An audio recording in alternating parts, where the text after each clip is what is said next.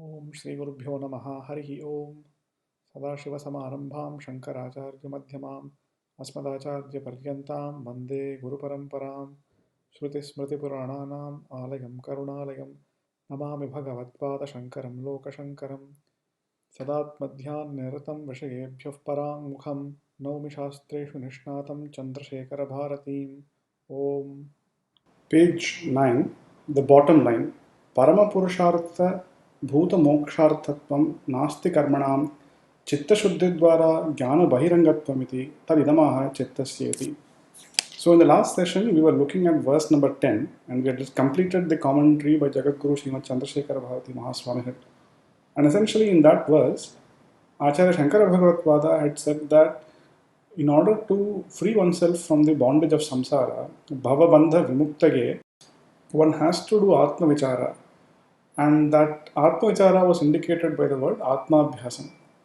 And that Atma Abhyasam has to be performed by an individual who is a Shastragya, one who has studied the scriptures, who has studied the Jnana Kanda, and therefore has an indirect knowledge of Brahman. And when such an individual, who is a Shastragya, a Pandita, as was written in the verse, also happens to be a Dhira, meaning one who has control over his mind and senses, and is a Jitendriya, such an individual, when he performs inquiry, then he will be able to free oneself from the bondage of samsara. This much we had seen, and the commentary provided a whole plethora of scriptural quotations to support this view.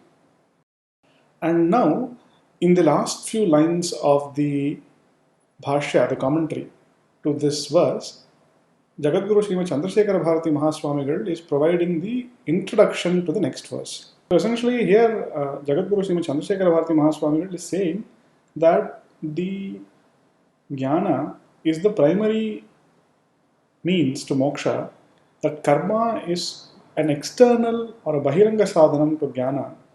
It is not a direct means, it's an indirect means to moksha, because it provides the purity of mind that is necessary for jnana. That is, karma plays a role in moksha, but it is not a direct role, it is an indirect role, and therefore it's a bahiranga sadhana. Unless one comes to jnana, unless one has the direct knowledge of the self, moksha is impossible. So if one were to simply do karma throughout the life, get a very, very pure mind, that is not in and as of itself sufficient to release oneself from the bondage of samsara. Because that subtle ignorance will still remain, the subtle notion of the ego will still remain. And as long as the ego remains and the identification with the body remains, even if the mind is very, very calm and peaceful, it is still going to be trapped in samsara.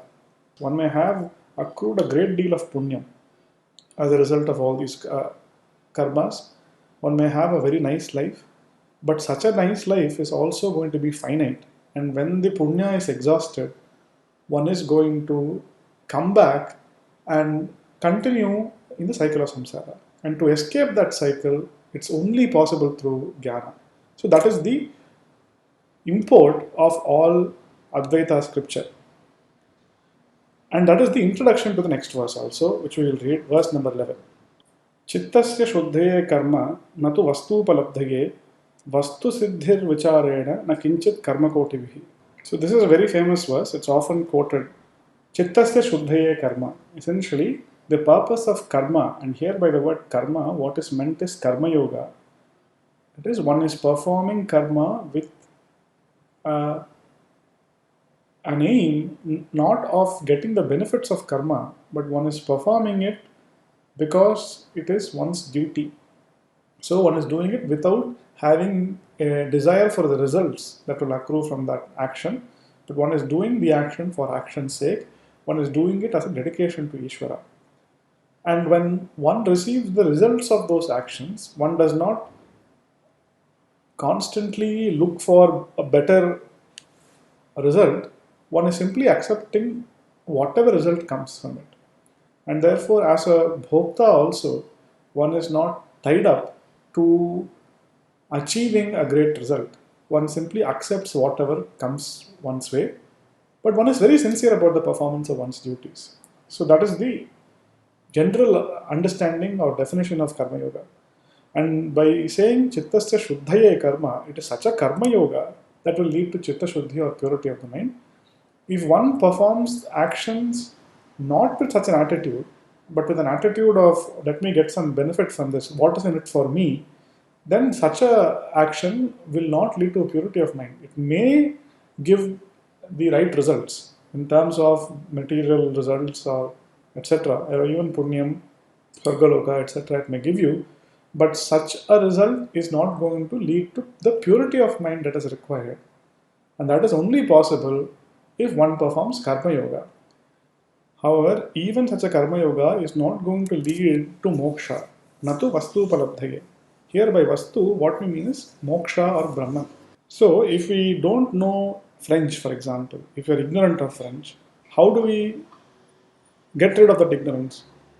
To get rid of ignorance of French, I have to have the knowledge of French. And only that is going to help me. No amount of karma, if I were to do Vishnu Sahasranama Parayanam, will I understand French? No, I have to go and study French. Similarly, if the cause of samsara is ignorance of who I am, what that self is, then the solution to it is not the performance of karma and upasana, however exalted they may be. The solution to ignorance of the self is knowledge of the self. And therefore, Adi Shankaracharya here says, Chittasya Shuddhaye Karma Natu Vastu Palabdhaye. If your aim is moksha, then no amount of karma is going to get you moksha. We are not saying karma is useless. It has a use. It leads to Chitta Shuddhi, but directly and as of itself, it is insufficient to get to moksha. So, what is the means to moksha? Here, Acharya says, Vastu Siddhihi Vicharena. It is an inquiry into the self. It is the knowledge of the self that will lead to Vastu Siddhi or the attainment of moksha. No amount of karma is going to be sufficient. And what is that inquiry? That inquiry is Shravanam, listening to the scriptures from a guru, understanding what the guru has said, thinking about it. It is Maranam, solving all sorts of tricky questions and problems and doubts one may have on that teaching, convincing oneself that what that teaching is a fact, and then once that has been accepted as fact, abiding in that fact, nididhyasana, continuing to ruminate on that, transforming our personality in such a manner that one is in consonance with that teaching. One continues to encourage a thought process that is in consonance with the teaching and discourage a thought process that is incongruous with such a teaching. So, through that process of Shravanam, Mananam, Nididhyasanam, which here has been referred to and condensed into one word called Vichara, Shankara Bhagavad Pada is saying that Vastu Siddhi is only possible through Vichara, and even if you were to do hundreds of thousands of crores of karma, it is not going to lead to that in the absence of this Atma Vichara. Nakinchit karma kotibihi. This meaning is very clearly understood. Jagadguru Srimad Chandrasekhara Bharati Mahaswamigal simply says Spashtortaha. It is very clear what this shloka is saying. Moving on. How does that vichara lead to vastu palabdhi? That is what Acharya is saying next. Vicharasya vastulabdhi hetutvam drishtantena vishadayati samyagati. How that process of self-inquiry and knowledge lead to vastu upalabdhi or the attainment of moksha is being explained in the next verse through an example, a drishtanta. And the next verse starts with the words samyak. Samyak vicharatah siddha rajjutatvavadharana bhrantyodita mahasarpa bhavadukha vinashini. So Acharya is quoting a very famous example that is often mentioned in Advaita. So somebody is walking in semi-darkness. This example will only work if it is semi-darkness, that is, it is not completely bright, it's not completely dark also. So one is walking down that road and spots a rope. But because it is semi-darkness, he knows that something is there, It is coiled and on the ground, but it does not know what it is. This is why semi-darkness is important. If it is very bright, he will know it is a rope.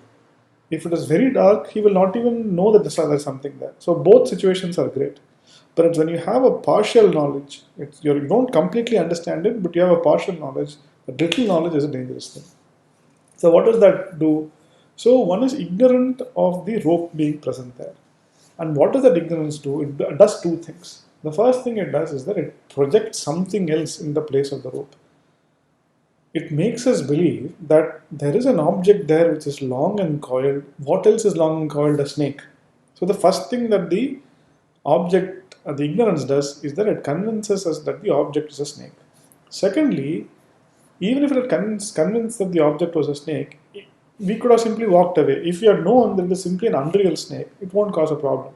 Similar, just like when we are walking in a desert and we see a mirage water. Now, if we know what a mirage is and we know that it's a mirage water, there is no problem.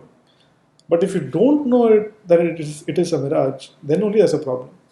That is, if you are not convinced of the unreality of the projection, that is when the problem comes. So the second job of ignorance after projection is to convince us that that unreal object is real. So it transfers the reality of the rope into the snake and says, oh God, there is a snake there. And because we are convinced it's a real snake there, that creates a whole bunch of problems. It creates fear, the person runs away from that. And as long as one is convinced of the reality of that snake, that fear will persist. So, when will that fear go away? It will go away when we have clearly perceived that the object in front of us is a rope. Once we have correctly reasoned that that object cannot be a snake, it let us observe it closely. Let us bring light and see what it is. That right inquiry into the nature of that thing reveals that the reality of that object is that it is not at all a snake. There never was a snake. Even when we were afraid that it was a snake, there was no real snake. There was no snake there at all.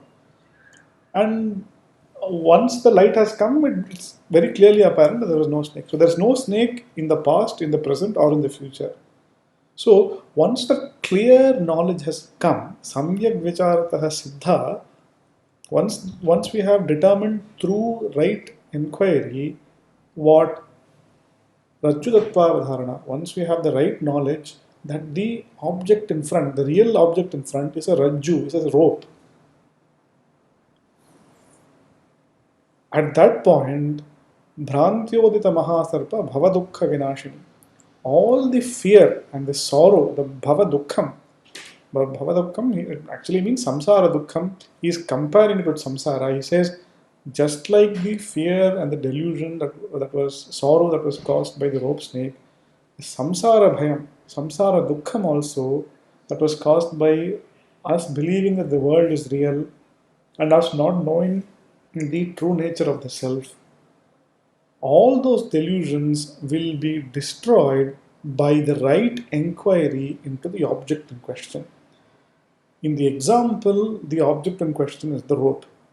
When right reasoning and inquiry has determined that the object in question in reality is really a rope, all the fear associated with the snake, the unreal snake which was a result of Bhranti or delusion, Bhrantyodita Mahasarpa, all the Bhavadukham or the sorrow and the fear that was created by that Mahasarpam, that great serpent, which is a result of delusion because we do not know what that object in front was, all that goes away once we have had the right knowledge of the rope.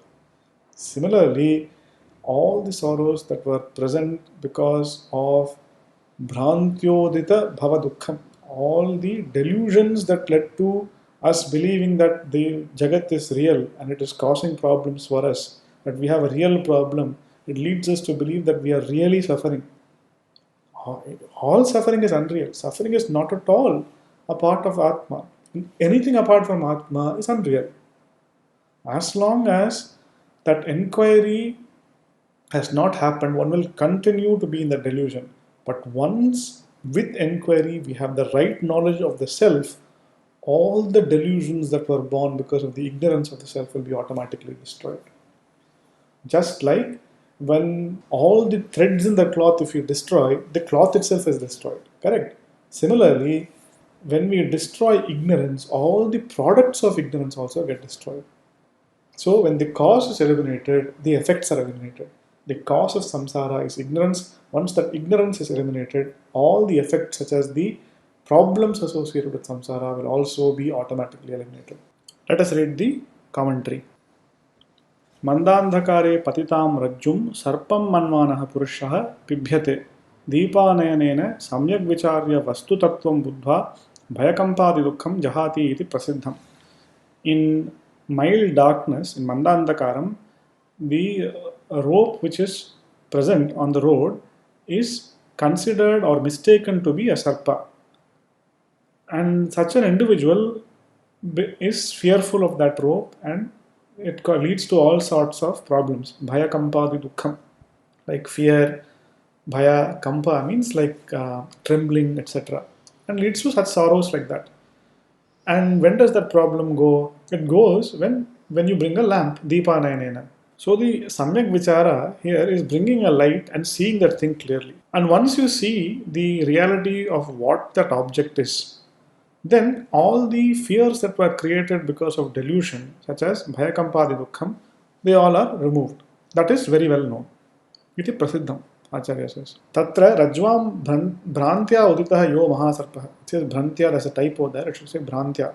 Tatra rajvam bhrantya uditah yo mahasarpah tad bhavam tad pratyajanyam yad dukkham tad vinashani samyak vicharajanya rajutattva vadhritihi.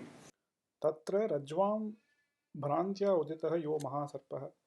The great snake that appears because one is unaware of the presence of the rope, because of the ignorance of the rope, the great snake that appears, tad bhavam. Here, Jagadguru Srimad Chandrasekhara Bharati Mahaswamigal translates bhavam in the verse as pratyajanyam, that is, that which is born because of the cognition of the snake, the dukkham, the fear, etc. So, what does ignorance do? It leads to the appearance of the snake, it leads to the transference of reality to that snake, it leads to the fear, etc., which is born because one assumes that there is a real snake in front of us. So, those are the three things that ignorance does. And all those three are destroyed when one knows that the object that is in front really is a rope.